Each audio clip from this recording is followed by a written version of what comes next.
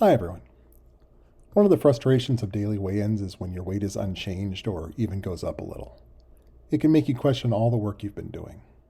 The problem is that weight fluctuations are perfectly normal, even if you are losing weight overall. Daily weight depends on such things as water weight, muscle growth, inflammation, and other issues.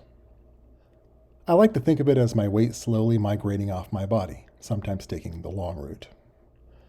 One of the ways to fight this feeling of being stuck is to do weight averaging.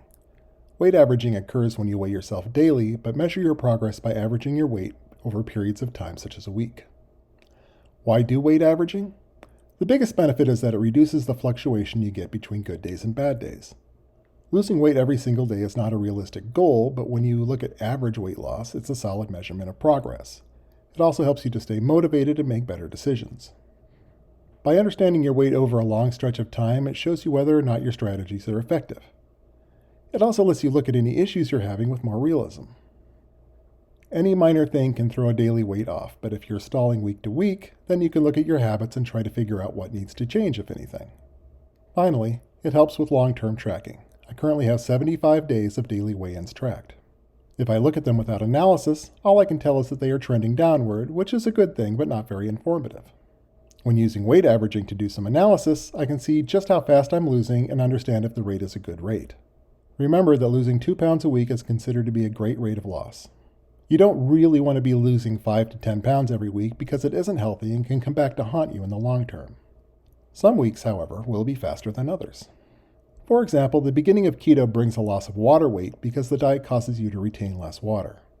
That can mean a dramatic week or two of loss, but then a rebalancing because water isn't fat and your body is going to eventually want to level out how much water it needs to retain.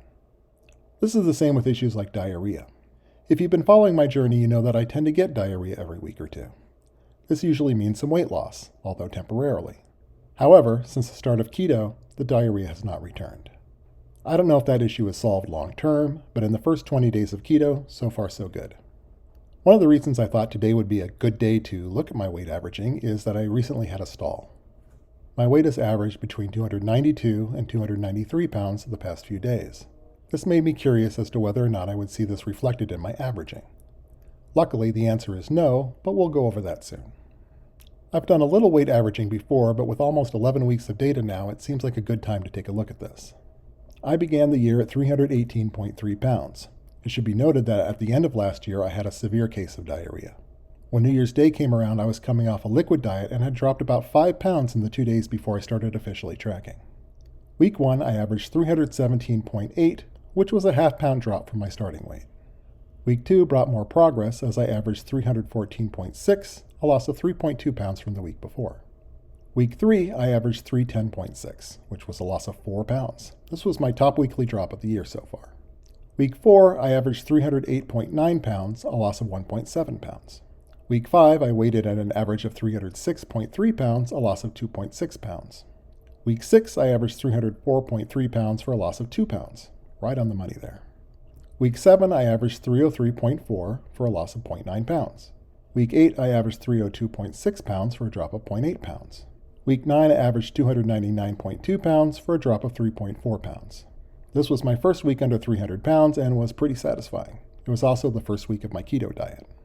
Week 10, I averaged 295.5 pounds for a loss of 3.7 pounds. This was great. Now we'll get into the latest week, week 11.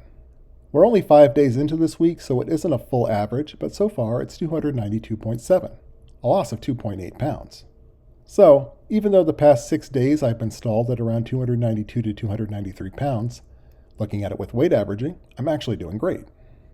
This shows just how important it is to use weight averaging to keep track of your weight loss.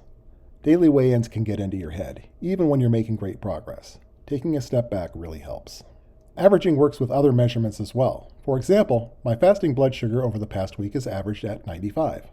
I won't go over it week by week, but looking at my first week of measuring fasting glucose, I averaged 120, so 95 is a great overall progress.